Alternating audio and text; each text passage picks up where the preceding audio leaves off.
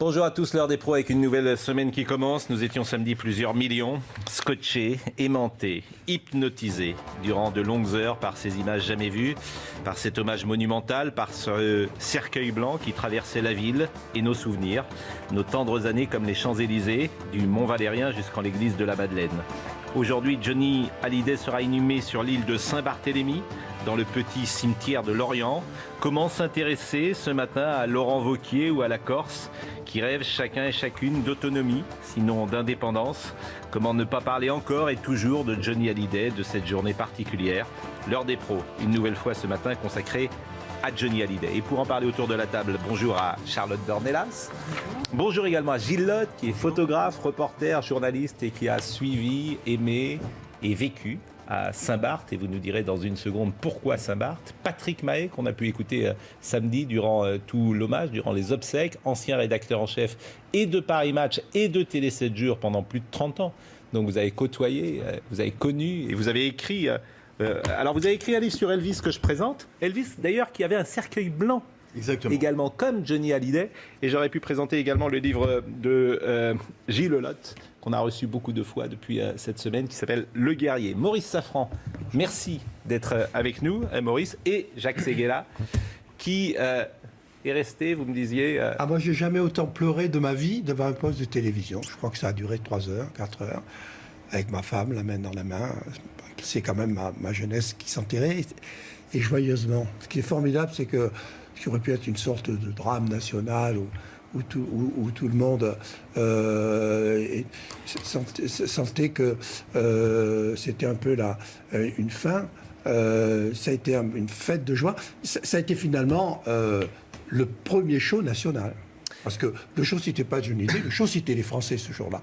Et c'est la France entière qui a changé. Ça ne se retrouvera plus jamais. C'est des images qu'on ne retrouvera plus jamais. Et je termine avec Clément Viktorovitch, et pour montrer que vous êtes un vrai intellectuel, Clément, et que vous avez toute votre place sur ce plateau, vous prépariez vos interventions sur le Brexit, ou vous avez assez peu regardé, m'avez-vous dit, les images? Ah, je les ai pas du tout regardées, non. Oui. Mais je ne sais pas si ça fait de moi particulièrement un intellectuel, ça fait simplement de moi quelqu'un qui n'était pas particulièrement amoureux de Johnny Hallyday. Écoutez, c'est une voix assez discordante, convenez-en depuis 8 jours. Gilles Lotte, pourquoi Saint-Barth? Pourquoi Saint-Barth? Parce que Johnny s'est toujours reconstruit là-bas. Chaque fois qu'il a eu des gros pépins, comme en 2009, après son coma, au lieu d'aller dans un institut spécialisé à Malibu, il est allé à Saint-Barth avec sa famille pour se reconstruire, parce que là-bas, il y a une énergie qui lui convient parfaitement. Il est pleinement heureux, zen. En 2010, quand il va commencer à faire les répétitions de la pièce de Tennessee, c'est là qu'il va aussi recevoir les répétiteurs pour apprendre cette pièce. Et il a toujours été là, même au plus grand moment, quand en 2009, oui, c'est ça, il reçoit Daniel Rondeau pour ses fameuses mémoires d'outre-tombe qui vont paraître dans le journal du dimanche. Tout se passe à Saint-Barth, dans cette villa. Alors, il l'a fait construire, cette villa? Oui, bien sûr. Vous la connaissez, cette villa? Oui, tout à fait. Oui. Vous avez été dans cette villa? Vous avez vécu? J'étais souvent dans cette villa, et je me suis même retrouvé un soir dans un ouragan qui s'appelait Earl à l'époque. C'est en 2012? Non, c'était en 2010. 2010. Et Johnny nous avait invités à déjeuner. Il y avait Mathieu Chédid qui était là, qui travaillait avec lui sur son album. Je suis un peu confus. C'était l'album de Mathieu Chédid. C'était l'album de Mathieu Chédid qu'il a préparé. Rondeau était là, Chédid était là. Jamais seul. Ouais, jamais seul. Il y avait Daniel Angélique, qui était aussi un habitué de Saint-Barth. Ossine Merabé, qui travaillait avec Yodelis également, qui était là. Et quand l'ouragan est arrivé, Johnny a demandé à tout le monde de rester là. Laetitia a fait mettre des lits de camp et on a passé toute la nuit là, à regarder des films. C'était absolument incroyable. C'était très rock'n'roll, film d'horreur. Et voilà, donc si vous voulez, Johnny c'est vraiment Saint-Barth, c'était son paradis sur Terre, si on peut dire, parce que... Et l'origine, en fait, si vous voulez, du choix de ce cimetière marin que l'on voit là... C'est le cimetière dit de Lorient, De Lorient. la ville de Lorient. La ville de Lorient. Regardez, vous voyez, il y a une inscription sur un restaurant qui s'appelle Jojo Burger. Et Jojo, c'est le surnom de Johnny. Donc chaque fois qu'il passait devant ce cimetière, il disait, bah tu vois là, c'est là que je vais t'enterrer parce que j'aurai mon restaurant et puis il y a les surfeurs et je pourrai entendre les vagues. C'est un avion, un Boeing qui a décollé hier, il y a 62 personnes. C'est ce qu'on appelle le cercle proche de Johnny Hallyday. On peut citer quelques noms qui sont dans l'avion et qui vont assister à cette cérémonie qui aura lieu cet après-midi. Cérémonie qu'on annonce lumineuse où tout le monde devrait être habillé de blanc, Patrick Mahé. De blanc, oui, parce que d'abord, c'était la couleur que Laetitia souhaitait. Et ce blanc, on le retrouve dans l'histoire du rock'n'roll à travers Elvis Presley, puisqu'elle a également voulu que le cercle de Johnny soit blanc comme celui d'Elvis Presley. Évidemment, les invités du premier cercle sont là. Il y a aussi David et Laura qui sont également à Saint-Barthélemy, qui sont partis par un avion différent d'ailleurs. Sylvie Vartan s'est félicitée, puisqu'elle n'est pas sur place, de la présence de David à Saint-Barth. Oui, et puis on voit déjà que la population de Saint-Barth depuis hier soir, depuis la veillée funèbre, c'est massivement approché du cimetière de Lorient. Évidemment, Lorient, comme vous le disiez, Pascal, c'est le nom de la ville de Lorient, qui est une ville, au fond, qu'on devine à travers un livre ancien d'Irène Frein qui s'appelait « Quand les Bretons peuplaient les mers ».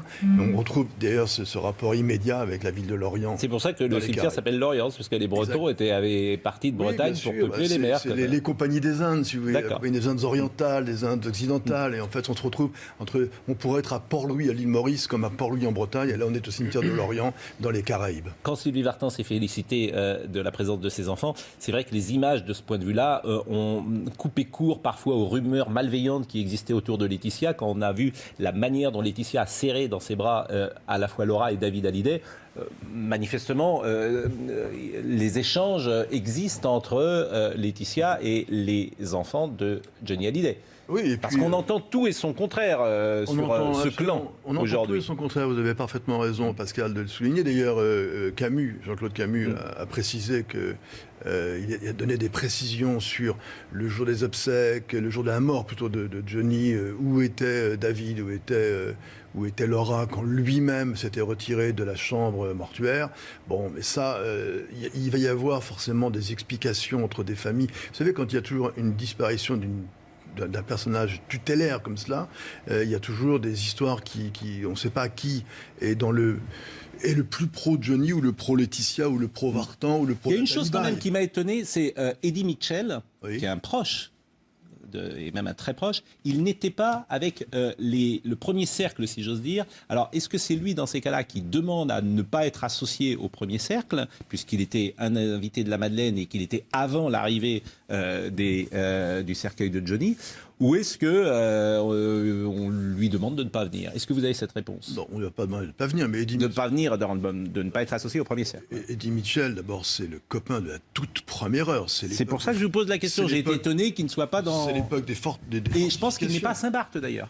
C'est l'époque des Fortifs, c'est l'époque du square de la Trinité, c'est l'époque de la rue des Dames, c'est les années 60 en fait, même 55, 60.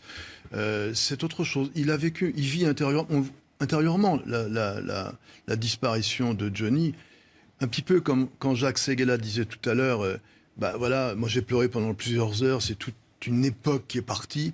On peut imaginer qu'Eddie Mitchell, dont certains s'attendaient à ce qu'il chante peut-être Boogie Woogie à la Madeleine, à un moment, des gens disent, j'ai vu ça sur Twitter, on attendait qu'Eddie chante Boogie Woogie à la Madeleine, bon, on n'en est pas là. Il a vécu intimement, fortement, certainement de manière très douloureuse, la disparition de Johnny, parce que pour lui aussi, c'est toute cette époque, cette jeunesse qui a disparu. Gilles Lotte, vous avez une réponse sur la non-présence d'Eddie Mitchell à Saint-Barth, comment faut-il l'interpréter Non, Eddie Mitchell, vous savez, il est quand même un peu à... Pour moi, c'était vraiment le meilleur ami de Johnny Hallyday, donc je crois qu'il a eu cette espèce de pudeur de rester un peu en retrait. Je ne pense pas qu'il sera à Saint-Barth, mais pour moi, le plus étonnant, c'est quand même la non-présence de Jacques Dutronc, qui a fait du Dutronc en disant qu'il ne voulait pas être avec les pleureuses. Donc, si vous voulez, ce sont des gens qui se connaissent depuis plus de 50 ans et qui ont fait cette fameuse tournée phénoménale où Johnny a survécu encore un peu. Mais les liens entre eux sont tellement puissants qu'ils n'ont pas, à la limite, la peine d'être présents. Maurice Safran, vous avez regardé toutes ces images samedi. Est-ce que vous avez été frappé par l'église de la Madeleine et par la foule dehors? Oui, ce qui était frappant, c'était l'espèce d'unité nationale absolument inouïe. Je pense que Jacques a raison. Je crois que c'est la seule fois où on a vu ça depuis 50 ans. Et c'est la dernière fois, on va le voir. C'est aussi, je crois qu'il faut... Il y avait quand même la cérémonie d'hommage au Bataclan, où il y a eu une forme d'unité nationale et beaucoup de Français bien sûr, dans la rue. Mais dans le drame. Mais la puissance de ces 800 000 personnes descendues dans la rue par un froid de canard, je crois que personne n'aurait pu vraiment prévoir, même si on savait depuis des mois et des mois, que la mort de Johnny Hallyday pour les Français serait un choc immense. Hein. Il n'y a pas non plus vraiment de surprise. Hein. Non, je trouve qu'il n'y a pas de surprise. C'est pour ça que quand vous dites on pouvait prévoir, parce qu'on disait il y aura 1 million de personnes dans la rue. Mais je crois que ce sur quoi on n'insiste pas suffisamment, je crois, c'est qu'il n'y a que la chanson qui peut produire ce phénomène comme ça. C'est l'art qui regroupe toutes les classes, toutes les sensibilités, les vieux, les jeunes, qui transcendent tout. Il n'y a que la chanson. Vous n'aurez jamais ça pour un acteur de cinéma. Hein. Jamais. Aussi grand soit l'acteur de cinéma, jamais, vous n'aurez pas ça parce que le cinéma ne touche pas comme la chanson. Johnny Hallyday, et on l'a vu samedi, Johnny Hallyday avait des fans dans tous les milieux, dans toutes les sensibilités, dans tous les âges, etc. etc. C'est ce qui explique ce phénomène tout à fait particulier. Quand vous dites dans tous les âges, et on en parlera tout à l'heure, c'était aussi la France des 30 Glorieuses et c'était une France plutôt senior que junior. Non, toutes les générations. Ceux qui sont sortis dans la rue, oui. Il y a forcément de toutes les générations. Moi, je suis allé au dernier concert de Johnny à Bordeaux pour les vieilles canailles. Il y a plus de seniors que de gosses. On peut le dire comme ça. Oui, mais tous les enfants, tous nos enfants et tous nos petits-enfants savent qui est Johnny Hallyday. Oui, voilà, c'est le seul chanteur. Ils ne savent pas qui est Michel Sardou. Hein. Absolument pas. Ils savent qui est Johnny Hallyday, même s'ils ne l'ont pas écouté d'ailleurs. Pour conforter ce que dit Maurice Safran, pour conforter ce qu'il dit, c'est que Johnny ne quittait jamais un concert, jamais rien, sans aller au-devant des gens, au-devant. Et donc il y avait cet acte de générosité qu'il reçoit en retour, naturellement, et qu'un acteur de cinéma ne peut pas recevoir, parce que l'écran, naturellement, le rend inaccessible. Et de ce point de vue-là, il était dans la plus grande proximité. C'est pour ça qu'il reçoit cet hommage qu'évoque Maurice, unanime, cette unanimité, et qui transcende à la fois les sensibilités et aussi qui rejoint toutes les générations. Alors, on va vous poser des questions, et qui sont des questions entre guillemets un peu people, Gilles Lotte, parce qu'il y a une curiosité qui existe toujours sur Johnny Hallyday. Et c'est vrai qu'il y avait des grands absents à la Madeleine. Je voudrais qu'on voit la liste des grands absents. On a parlé notamment de Michel Sardou. Alors, Michel Sardou, c'était quand même son pote historique dans les années 70. Pourquoi Michel Sardou n'est pas là? Parce qu'ils ont eu un petit différend concernant une phrase que Michel Sardou aurait dit en parlant des enfants adoptés, Jade et Joy, de Johnny.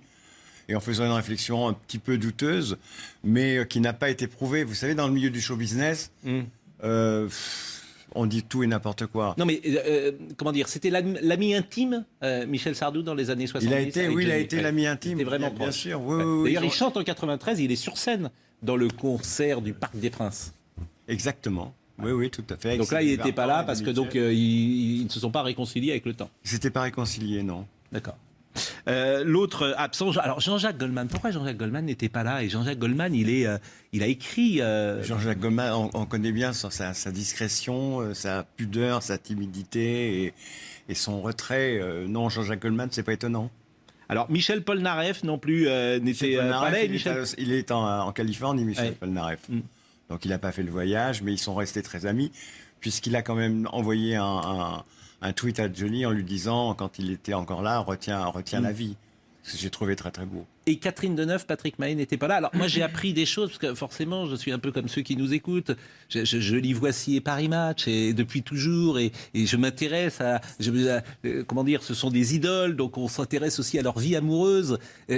Catherine Deneuve, on peut dire que Catherine Deneuve et Johnny Hallyday, à un moment, se sont rencontrés. Ils ont eu une rencontre oui, exactement, une rencontre amoureuse, on peut le dire, sur le tournage, d'un film des premières années. Ouais. C'était l'époque des films parisiennes, cette époque-là, les tout premiers films, en fait, où Johnny apparaît à l'écran. Et Catherine est magnifique, d'ailleurs, à l'époque, elle est sublime. Voilà, il y a un petit Love Me Tender qui a duré un certain temps, n'est-ce pas, Gilles? Il le sait très bien, ça. Ah bah, je crois que dans le dictionnaire qu'il a écrit, il en parle, de Catherine. Hein. Non, on peut dire que Catherine Deneuve a été le premier vrai grand amour de Johnny Hallyday. C'est pas gentil pour... Non, mais Sylvie Vartan. Le premier. Avant Sylvie Vartan? Oui, bien sûr. Ah oui. Oui. Ah oui, donc c'est au tout début des années 60. Sur le tournage des Parisiennes. Ouais. Et tout ça est resté très discret parce que c'était deux êtres très, très pudiques. Mais Catherine Deneuve est toujours restée très, très, très présente dans la vie de Johnny. Même dans des périodes très difficiles, c'était quelqu'un sur qui il pouvait compter. Et d'ailleurs, quand il parlait d'elle, qu'il ne voulait pas la nommer, il l'avait surnommée Lady in Red. Lady in Red. In Red. Ouais. Pourquoi? Elle a Johnny. Hein. Comment vous interprétez ça, Lady in Red? La femme en rouge, c'est ça? Ouais. Oui. Jacques Dutronc. Fausse copie, c'était la Dame Blanche. Hein. Oui, alors Faustocopie, je le dis, parce que là c'est les... Faustocopie, c'était un cycliste des années 50, italien et 60, je le dis pour les plus jeunes qui nous écoutent. En parlant Jacques des amours, la deuxième héroïne de cette journée, c'était Laetitia. Et on n'a pas assez dit combien Laetitia a sauvé Johnny. Moi, j'ai été le voisin de Johnny Hallyday à Marne-la-Coquette pendant 10 ans. Donc, évidemment, on a eu des dîners ensemble, etc. Pas mal d'échanges pendant ces années-là. C'était il y a 15 ans.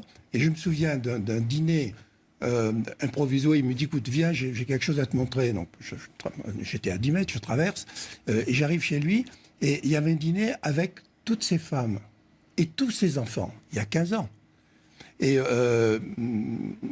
j'étais à côté de Johnny, et à un moment donné, il s'est dit, ça va, tu sais, c'est le plus beau jour de ma vie, je le dois à Laetitia, elle a réuni toute ma famille, et à partir d'aujourd'hui, on ne se divisera plus. Donc tous les ragots qu'il y a eu après ça sont faux.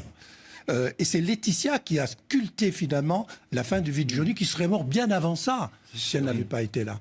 Parce que elle lui a apporté le plus grand amour de sa vie. Tout le reste n'était que des amourettes. Et c'était extraordinaire de voir Sylvie Vartan, Nathalie Baye et Laetitia ensemble, faisant la cuisine, faisant après la vaisselle, dans une grande famille recomposée. Et c'est là où Johnny a tout inventé aussi Jacques, de la vie moderne. Quand Johnny était amoureux, et il a été plusieurs fois, il a été souvent, il était vraiment amoureux. Oui, mais c'était avant. Ses femmes. Mais c'était avant. Certes. Mais par exemple, Sylvie Vartan, ça a été un amour très long, mais c'était avant. Et quand Nathalie Baye et Johnny, quand leur histoire s'est interrompue, moi j'étais là quand ça s'est passé, puisque j'ai vu débarquer. J'étais en train de travailler avec Long Chris, son copain également du Squad Attributé. Quand vous dites vous étiez là, c'est-à-dire? J'étais là au moment où Johnny a débarqué chez Long Chris, avenue de la Bourdonnais. On a sonné. Long Chris s'est dit, qu'est-ce qui se passe?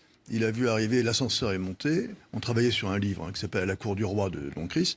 Et il a dit, oh là, c'est Johnny. Il arrive avec sa guitare et ses bottes. Il avait 2 guitares, un chapeau de cow-boy, un Stetson. Et il débarque. Et derrière, il y avait toute une flopée de bagages. Et c'était le jour où il avait quitté Nathalie Baye, où Nathalie Baye l'avait quitté. Et il a dit, voilà, j'aime toujours Nathalie. Il a dit, j'aime toujours Nathalie. C'est la première phrase qu'il a prononcée. Mais bon, c'est comme ça. Chris, je peux venir chez toi pendant quelques temps? T'es chez toi, tu restes le temps que tu veux. Voilà. Mais c'est pour dire qu'à chaque fois que Johnny avait un amour réel, mariage, relation durable, il était sincère. Oui, mais dans une vie d'amour réussie, il y a toujours le dernier amour. Et c'est celui qui compte le plus. Alors, vous savez ce que disait Sacha Guitry? L'important, c'est de trouver sa veuve. Oui, c'est vrai. C'est pas bon. C'est dire à la Sacha Guitry, mais Je me sais pas, mais non, mais c'est pas facile, mais sans doute peut-être. Mais dans les grands absents, j'ai oublié. J'ai parlé de Jacques Dutronc. Jacques Dutronc. Alors, je pense que Jacques Dutronc, je l'interprète parce que vous l'interprétez sans doute. Il y a une forme de désinvolture chez lui, traditionnelle, les pleureuses. C'est le dynamiteur, c'est Oui. Donc, sa réflexion, les pleureuses, c'est du Dutronc dans le texte. Voilà. Donc, c'est pas étonnant. Et Charles Aznavour, j'ai oublié de dire tout à l'heure. Charles Aznavour qui n'était pas là, qui a qui a écrit aussi pour. Il a été le premier, en fait, grand parrain de la carrière de Johnny. Et il y avait Lynn Renaud à la télévision qui l'a lancé, et puis Charles Aznavour qui l'a protégé au départ, quand Johnny n'était encore un peu une plante sauvage des faubourgs, des quartiers, de Montmartre et de Pigalle. Il l'a pris sous sa coupe, et les premières chansons de Johnny, c'est Charles Aznavour et Garvarens qui l'ont aidé. Il l'avait accueilli chez lui à Montfort-l'Amaury, à l'époque où Johnny se faisait encore passer pour un Américain qu'il n'était pas, puisque son nom de Hallyday, il l'avait emprunté, bien sûr, au nom d'emprunt de son beau-père, qui était le nom d'un médecin qu'il avait soigné à Tulsa, dans l'Oklahoma. Ça partait très très loin, en fait, les racines américaines de Johnny. Et donc, Aznavour lui avait dit « T'es américain, toi, non ? Oui, bon, tu sais monter à cheval ?»